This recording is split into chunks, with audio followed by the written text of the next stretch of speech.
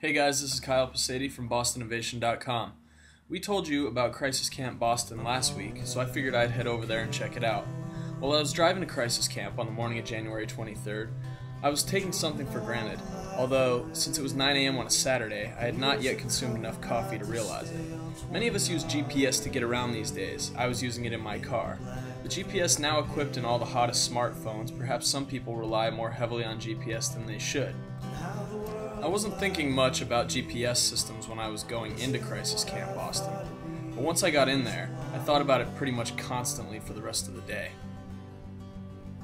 Here's my story from Crisis Camp Boston. Hey guys, it's Psaty from BostInnovation.com, and I'm here in Cambridge at ITA Software covering Crisis Camp Boston. Crisis Camp is designed as a place where people with some serious technical skills can help Haiti. But since I don't have any programming background, I'm not really a hacker. I knew I needed something to do at Crisis Camp. I wasn't just going to sit around observing and writing like usual. I needed an angle. I heard some maps were being made. Graphics make sense to me, so I was gunning to get involved with the maps. I had no idea what that meant at the time. These maps are from a program called OpenStreetMap. I'll tell you more about that a little bit later. Let's take a look inside and see what's going on.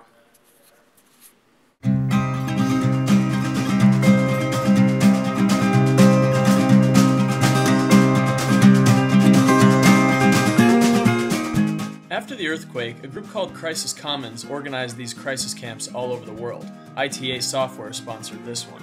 When we got there, we sat down and looked at a wiki of Boston projects. I picked the one with the maps.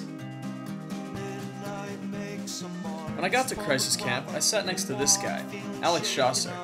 Alex is the resident map guru in the IT department of Skidmore College in Saratoga Springs, New York. He was in town on business. The weekend earlier, Alex had attended Crisis Camp in Washington, D.C. That's when the Crisis Camp Haiti movement kicked off. When Chaucer got to Crisis Camp Boston, he was there to make digital maps too. As it happened, he ended up managing my cartographer for a day working group, which included over a dozen local students and IT professionals of various backgrounds. We didn't need to have much in common. We were told Haiti had too little infrastructure for these maps to have been important before the quake. We were told they were needed now. We were told if we were familiar with computers, we could probably help, so we jumped on board. When we broke into our group, Alex explained OpenStreetMap. He told us that it could be used for a lot of things, and that it was free so people could access it for whatever they pleased. In short, it's open source. We settled in front of our computers and Alex sent us to imaphaiti.com. There, we watched 2 YouTube videos on getting started with OpenStreetMaps. They showed us how to add roads and hospitals and camps. Then someone announced that we had just scored some brand new satellite images of Haiti. We were on our way. Here's one of the maps I made for Crisis Camp Boston. You can see that I drew in all kinds of major arteries around these 2 main hospitals. I kept thinking to myself as I made it, what it would be like to be driving through Haiti and suddenly see my GPS blink on. Imagine suddenly knowing where you are. I couldn't believe what I was doing. I mapped all day long and left after Crisis Camp wrapped up, just like all the other volunteers. But one thing kept bothering me about the work I did at Crisis Camp Boston. Why couldn't Google Maps be used? I used it for everything else.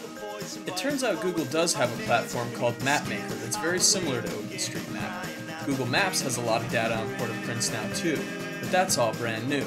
While Crisis Camp was working on OpenStreetMap, Google was also encouraging its resident map makers to complete data for Google Maps.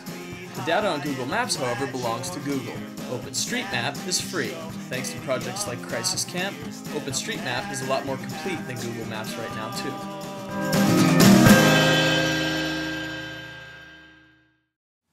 I know this looks like mold growing on bread, but it's actually mass activity. This is the data being entered into OpenStreetMap since the earthquake. It includes roads, hospitals, and damaged buildings, this Brazilian flag that we found in a field. We saw all kinds of weird things, including this building which looks like it has a person's face painted on the top of it. We really got to look at everything that was going on in Haiti while we were building these maps. Okay, so we weren't on the ground. We weren't in Port-au-Prince. But I think we were helping. Check this out. These green dots that come in now occurred around the same time that we were entering data at Crisis Camp Boston. Oh, and get this. A few days after Crisis Camp Boston, I got news that my imagined scenario could have been true.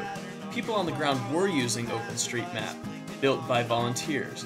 The news landed on a blog operated by Steve Coast, the founder of OpenStreetMap. It's an email from a volunteer. Here's what it said. I am currently in Port-au-Prince with the Fairfax County Urban Search and Rescue Team out of Fairfax, Virginia. I wish there was a way that I can express to you properly how important your OSM files were to us.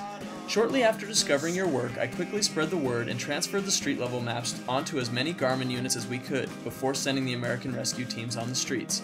The team members are thrilled to have this resource you have created. Thanks go out to all my friends at CrisisCamp Boston who helped me put this video together. You guys did an awesome job on Saturday. Sunlight breaks the night. The clock is screaming like a kid. Flying from the light, the bats are going back beneath the bridge. Like a poison bite flowing through my veins.